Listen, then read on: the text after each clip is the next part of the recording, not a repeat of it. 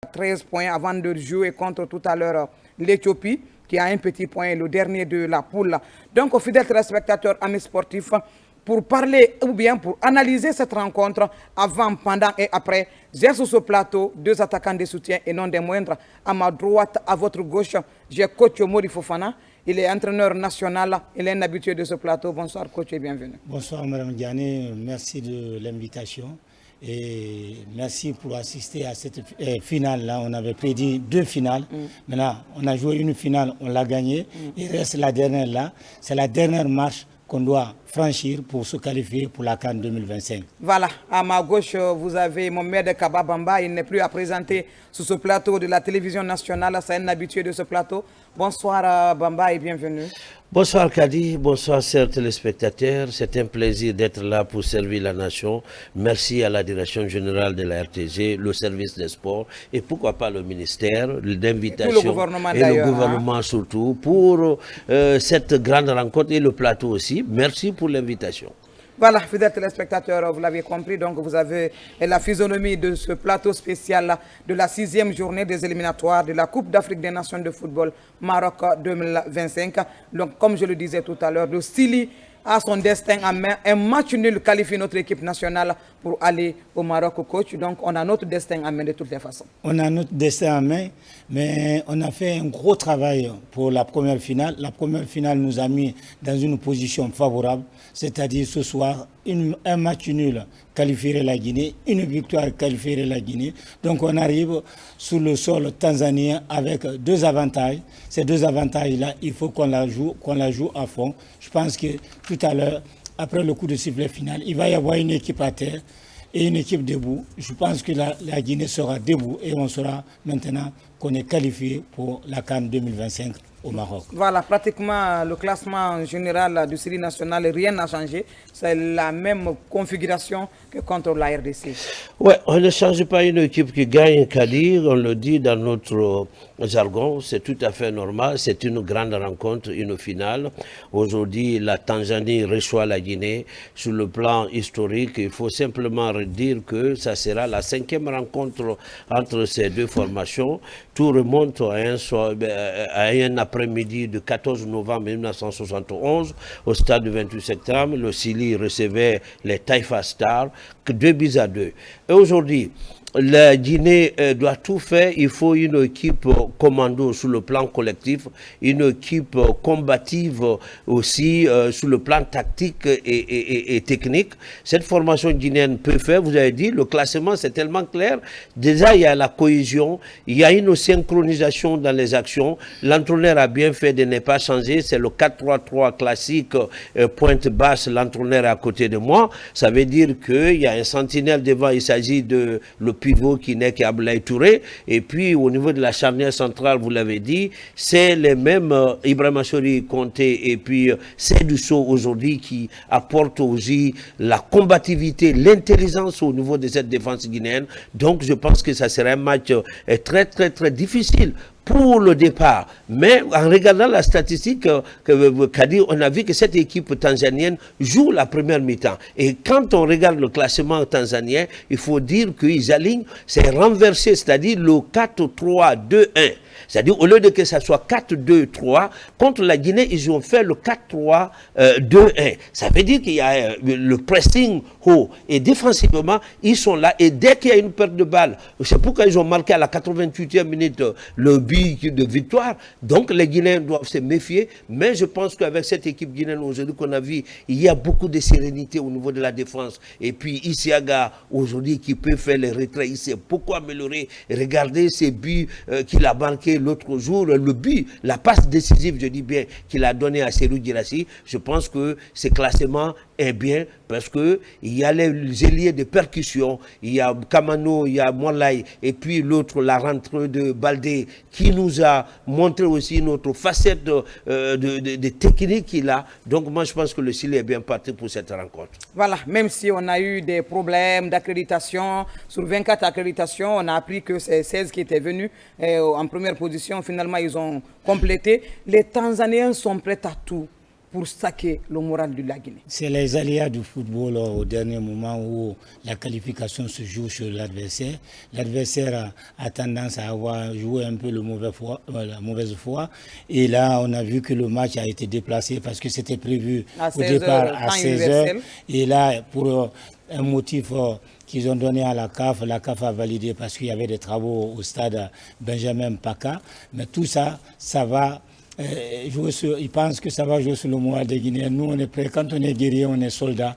On est prêt à tout. Quand on nous réveille à 5h du matin ou à 10h après-midi ou en fin de matinée, on sera toujours là. La Guinée va là-bas avec une position de favori. Pourquoi? Parce que ces deux scénarios-là, nous allons la jouer. Nous allons les jouer jusqu'au dernier moment. Je pense qu'aujourd'hui, on aura soit une victoire, soit un match nul. La qualification sera tout à l'heure acquise à la fin du match. Voilà, on a reçu hier une notification de la CAF d'ailleurs qui a suspendu le milieu de terrain pour nous informer que le milieu de terrain tanzanien est suspendu. Il s'agit de Novatus Disma, donc lui ne prendra pas part à cette confrontation. Pourtant, c'était un élément clé dans le dispositif de l'entraîneur tanzanien. C'est un élément clé. Il joue en Turquie dans un club qu'on appelle Gotsup et c'est un jeune de 22 ans et il fait partie vraiment de comment dire, le statut même de l'ossature de cette formation. L'entraîneur Ahmed Suleiman Ali, qu'on appelle Morocco, qui aujourd'hui a apporté la vivacité et puis la cohésion à cette formation. Ce jeune-là fait partie vraiment de l'avenir du football. Donc, c'est un avantage pour le Chili. Parce qu'on sait déjà, dans cette formation éthiopienne et tanzanienne, il y a deux grands clubs. En regardant la défense déjà, au niveau de la charnière centrale, vous avez Ibrahim Ahmed Baka et Dickson Jones qui jouent dans le même club Young African. Et puis, au niveau des latéraux, c'est l'équipe de Moussa Kamara, c'est-à-dire le Simba CS et le latéral Gapoté et Mohamed Hussein. Au niveau du milieu du terrain, vous avez Motari et Yaya et puis Faisal Saloum qu'il faut faire beaucoup attention. Il y a deux vétérans, il s'agit Mbanda ou Ali Samba qui joue du côté de Grèce avec Madi Kamara, ils sont dans le même club, PAOK Salonique. Et puis il y a un autre joueur qui a marqué contre l'Éthiopie, il s'agit de Simon Moussouva, il a 31 ans, donc il y a trois vétérans, l'attaquant de pointe et puis le latéral, ce sont les vétérans. Donc deux clubs forment cette formation, c'est-à-dire les 11 rentrants, il s'agit de Simba, il s'agit de Young African, donc ça crée déjà la cohésion. Comment dirais-je, la disqualification du jeune Novatus va affaiblir le milieu du terrain et le Chili doit prendre l'avantage sur ça. Je pense que le Chili a les moyens pour gagner cette rencontre Kadi parce que il y a maintenant la cohésion. Je le dis encore, il y a une ambiance positive au sein de cette formation guinéenne et le but libérateur de Serhou Guirassy a montré que le Chili, il y a une sérénité et qu'on peut tenir malgré la souffrance. L'équipe a été d'une manière ou d'autre bousculée de gauche à droite, mais elle a résisté et puis le but libérateur. Ça veut dire que l'esprit est déjà préparé. Tout ce qui se passe, c'est une guerre psychologique. On dit une rencontre de football se prépare sur le plan psychologique, tactique, physique. Et puis, si vous n'avez pas, il faut psychologiquement, on veut déstabiliser cette formation guinéenne. Donc, les jeunes, ils sont professionnels, ils savent que c'est une mission de la nation. Donc, et ce sont des commandos, ils savent déjà qu'il faut se mettre dans la marche de bataille. Donc, ils peuvent gagner cette rencontre. Voilà, coach, aujourd'hui, on a vu la fin de la rencontre parce que vous étiez sur ce plateau, RD Guinée, RDC. Est-ce qu'aujourd'hui, pour vous, si vous étiez à la place de Doucière, vous n'allez pas mettre Baldé à la place de Kamano pour qu'il commence cette rencontre? J'en ai eu à discuter avec des collègues, même en dehors du plateau, pour savoir, sous cette proposition-là. Mais l'entraîneur avait deux choix. Soit on fait, c'est deux joueurs de profils différents. Et Baldé, c'est un attaquant virevoltant qui provoque, qui crée des... Ça dépend. On peut le faire commencer. C'est un atout, c'est-à-dire qu'au moins mettre le feu et autres là. Mais si on sera obligé à un moment donné, il faut faire la différence. Si on fait la différence, on peut faire entrer Kamano parce que Kamano est très expérimenté. L'entraîneur a choisi le deuxième scénario. Le deuxième scénario, on fait commencer Kamano qui a de l'expérience, qui a du vécu, qui est qui est peut-être en fin de, comment on appelle, en fin de cycle, mais qui peut apporter autour de Guirassy. Donc l'entraîneur, cette option-là, ça a marché parce que quand Baldé est rentré, il a mis le feu. Ça trouvait que les défenseurs ont déjà 80 ou 70 minutes dans les jambes. Un attaquant qui est comme ça, comme Baldé, ça pose énormément de problèmes. Les deux scénarios sont possibles. On peut faire commencer le match à Baldé, comme on peut faire commencer le match à Kamano. Le résultat final, je pense que les deux cas sont possibles. Il faut choisir une solution. Il a choisi la solution Kamano pour commencer le match. Voilà, Kamano doit commencer le match pour vous. Est-ce que c'était vraiment essentiel que Kamano commence cette rencontre, vu la prestation de Baldé lors de la dernière match? Je suis d'accord avec le coach Mori. Je pense que Doucet a bien fait de commencer Kamano.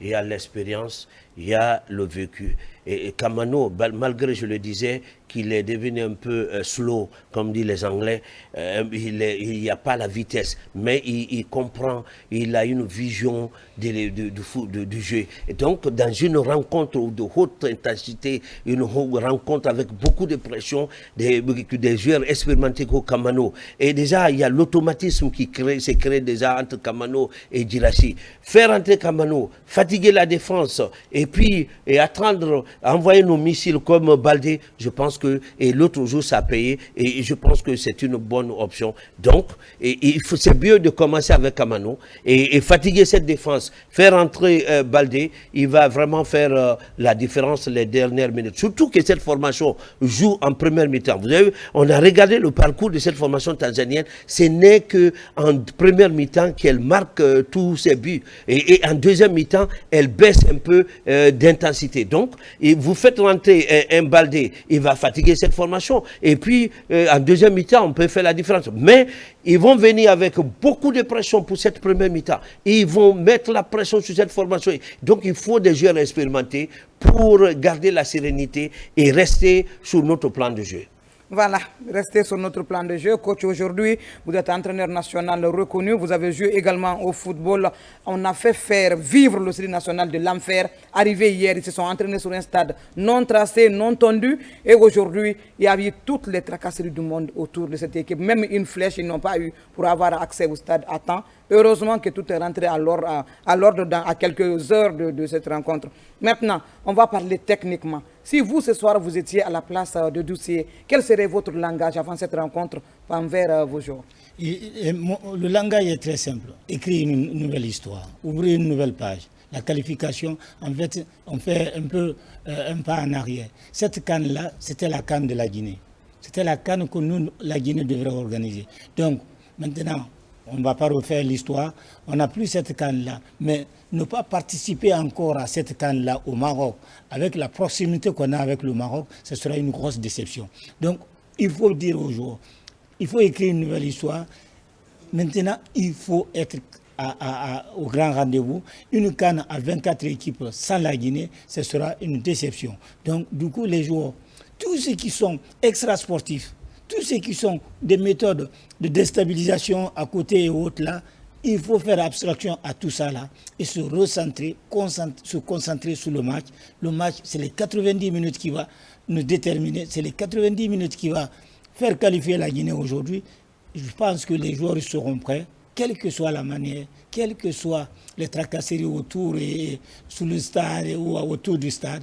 On va gagner ce match-là et ce qui nous intéresse, c'est la qualification. En tout cas, il ne reste que 3 places à prendre. Il y a déjà 21 équipes qualifiées pour ce rendez-vous du Royaume chérifiant. Peut-être la Guinée sera la 22e équipe ce soir à prendre ces 3 points, ou bien la Tanzanie. De toutes les façons, la rencontre, c'est dans quelques minutes, dans 8 minutes pratiquement. Et vous, je vous pose la même question. Vous êtes journaliste. Aujourd'hui, quel est le message que vous pouvez dire à vos joueurs avant d'aller à l'assaut de ces Tanzaniens? Je le disais l'autre jour que le coaching à un certain moment, c'est la flexibilité, l'homogénéité, la complicité, la complémentarité. Et à un certain moment, le coach enlève sa veste de coach, il devient manager. Ça, c'est stade, il devient manager. Ce n'est pas simplement une rencontre. C'est qu'ils sont en mission. C'est que le message doit être clair. Nous devons gagner ces matchs et nous avons toute notre chance. Sur le plan statistique, nous avons la meilleure attaque. 9 buts marqués. Oui, ça veut dire que cette équipe qu'on ne croyait pas, 2 défaites, peut faire. Le message doit être clair devant les jeunes. Vous êtes en mission. Tout le peuple guinéen vous attend. Et donc, ils peuvent gagner. Donc, c'est un message des managers qui doit galvaniser son équipe. On ne parle plus de tactique, de technique ici. On parle simplement d'un combat psychologique. Cette rencontre sera mentale. Elle ne sera pas tactique simplement et stratégique, c'est mental. Donc si les jeunes sont prêts sur le plan mental, ils peuvent gagner cette rencontre. Et le message de Ducé, on sait, il est très calme, il est serein et je pense qu'il va passer ce message. Et c'est ce message de combativité, d'agressivité et de détermination pour ces jeunes. Il n'y a rien d'autre à dire. On veut la qualif, que ce soit un match nul ou une victoire, mais on veut être au rendez-vous. C'est le message, c'est très clair. En tout cas, moi, j'ai peur, coach, qu'on ne vienne déjà au stade à dire qu'on va chercher un match nul parce que le jeu il sera complètement ouvert côté tanzanien, vu leur système de jeu. Pratiquement, c'est le 4-3-3 qu'ils vont utiliser contre le même système 4-4-2 de côté guinéen. Maintenant, est-ce que vous croyez qu'à la première mi-temps déjà, première période, on peut faire l'affaire de cette équipe tanzanienne? C'est ce qu'il faut faire. Si on arrive au stade là en cherchant le match nul, on a tout faux. Pourquoi? Parce qu'on ne sait jamais, avec le football moderne, tout peut arriver. Il peut y avoir un pénalty à la dernière minute, non. Il faut qu'on arrive en mode guerrier. En mode guerrier, pourquoi? Parce que si on marque, ça complique la situation. On doit marquer. On est psychologiquement, mentalement, on est mieux préparé. On a un capital de confiance après les 3 matchs là qui est au top. Donc là, ce n'est pas à la Guinée de douter. Nous, on a notre carte en main. Pourquoi? Parce qu'on a 2 situations favorables. Match nul, on est qualifié. Une victoire, on est qualifié. C'est la Tanzanie qui doit courir derrière, qui doit faire le match. C'est la Tanzanie qui doit essayer d'inverser. Ils ont un scénario favorable, il faut gagner. Même en essayant, en cherchant à gagner, en se jetant à l'assaut et autres là, la Guinée est capable, vous le savez, on a marqué la dernière fois à la dernière minute. Cette fois-ci, on est capable de les planter 2 pions. Et puis voilà, le problème sera complètement autre chose. Mais il ne faut pas qu'on oublie aussi qu'eux aussi nous ont marqué un but à la 88e minute à Yamoussoukro. Donc c'est un peu compliqué. Moi je crois qu'il faut venir ouvrir le match, chercher directement la qualification et ne pas compter sur un point. Ouais, je suis d'accord. Et il faut qu'on marque en première position pour créer le doute. Parce que cette formation déjà a en tête que cette équipe guinéenne elle est prenable. Mais c'est là l'erreur. Voilà, on va revenir à la mi-temps. Nous allons partir du côté du stade Mkapa Stadium de Dar Salam pour vivre cette première période entre Tanzaniens et Guinéens. Malgré les tracasseries autour de cette équipe, malgré les difficultés, nous comptons sur le Sili pour aller arracher cette 22e place pour le peuple de Guinée et pour se qualifier directement et ne pas compter sur un point. De toutes les façons, un point nous qualifie. Donc nos commentateurs ici, Agassila et Sekuna Kamara, vont reprendre le relais pour vous faire vivre cette rencontre sur la télévision nationale. D'ailleurs, on dit merci au gouvernement qui permet toujours à son peuple de suivre l'équipe nationale sur la télévision nationale. Merci. C'est des millions de dollars qui sont payés et la joie publique n'a pas de prix. On se retrouve à la mi-temps, Inch'Allah.